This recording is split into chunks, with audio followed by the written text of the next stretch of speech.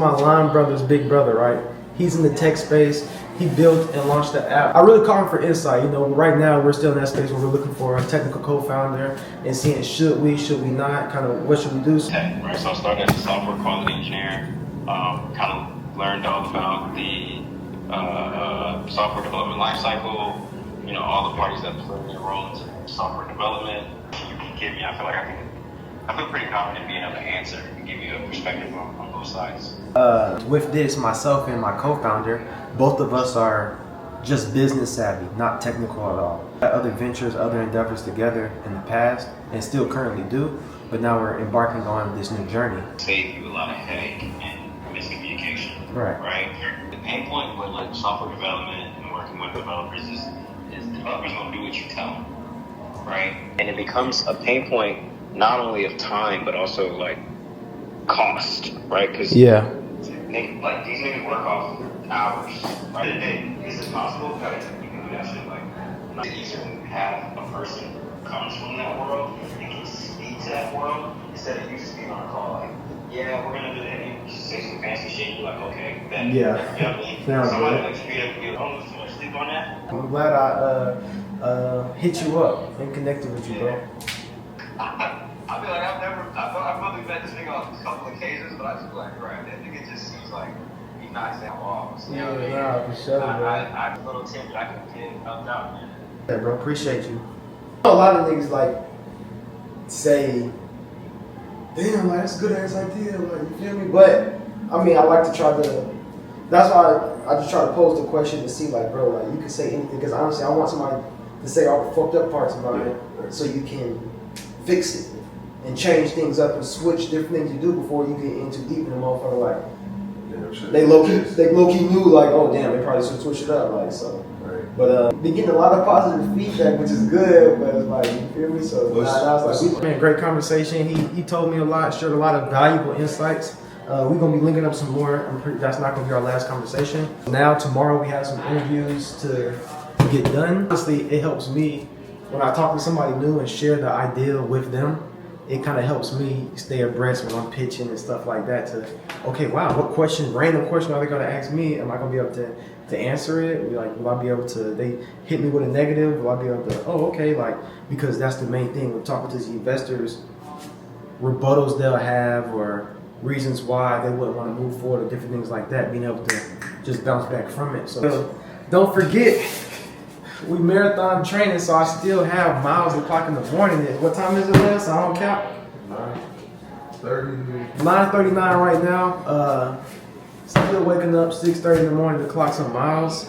Liv asked me what my workout was for tomorrow, and I told him. He just started laughing. So I'm gonna share it with y'all here. Shout out to my coach T. Got a 2-mile warm up. Then we run two 2Ks at half marathon pace, which is 8 to 8:15, and then I go right into a 1K.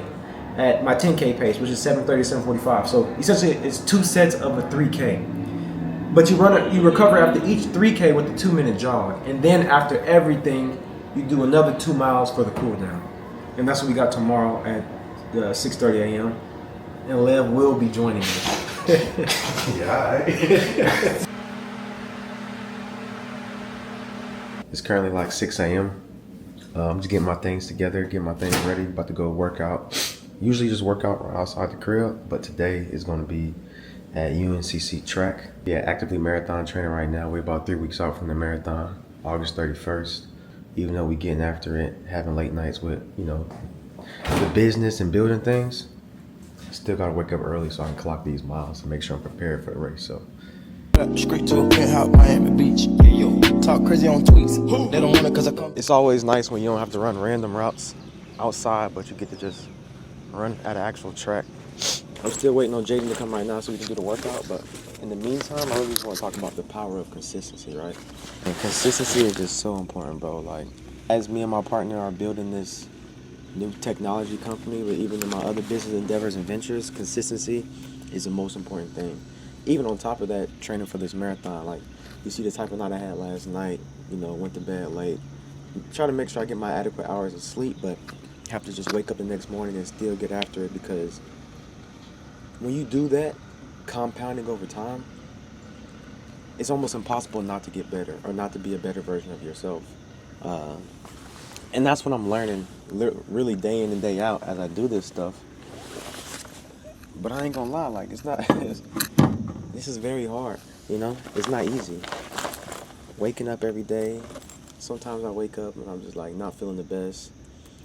I'd be like, man, you know, I could take a day off or, you know, move this workout or this task to the next day. But it's like you can't do that. Like that's once you fall into that like trance, that trap, it's gonna jack you up. So that's why I wanna even with these videos right here be more consistent, dropping these, getting these out because you guys will get a little insight into like literally how hectic some things are sometimes, especially as we get into, you know, the fall here and school starting and a lot more traveling and different things ramp up as we have to travel for business and other things. Man, it's gonna be a lot, but I can't wish to eat and then start crying when your plate get full. So it's one of those things where you gotta muscle through and just take care of business, you know what I mean? You grind right now so you don't have to maybe have just such late nights and early mornings maybe 20, 30 years from now. So it's something that I'm willing to do.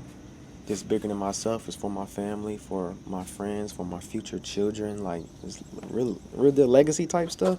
So I don't mind, but sometimes when you get caught in the day to day of things, it gets kind of mundane. Like, come on, like it get greater later, they say, right?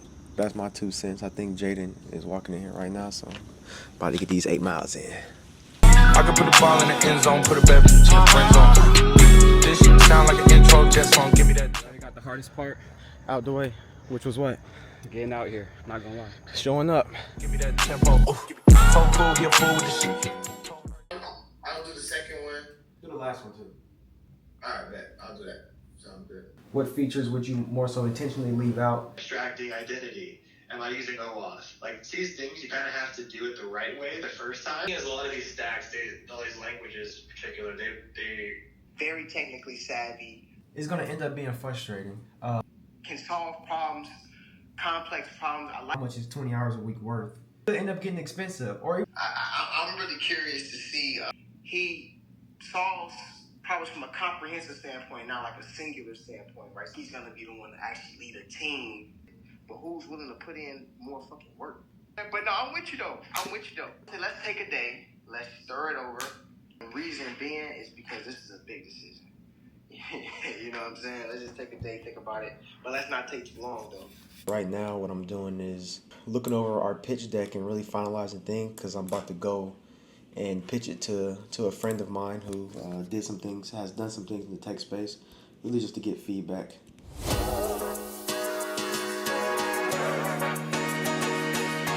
The best one though, I promise you. This one will never be wrong. The cold start problem. Let me see. That's gonna be your book right there. Yeah. This and the mom test is everything. If I was you, I would read the mom test tomorrow. It's like, You got anything to say to YouTube, bro? man, we just working hard, man. That's about it. We just working hard. Humble guy, man. Humble guy, bro. And trusting the plan, trusting God, trusting in each other, supporting each other. Only take one of us to make it, man. We're literally in the middle of a cloud right now. This shit's crazy. Oh my It's funny, goodness. like sometimes, bro, I can't even see this. Like, I see this, but I don't see nothing else. It's just white.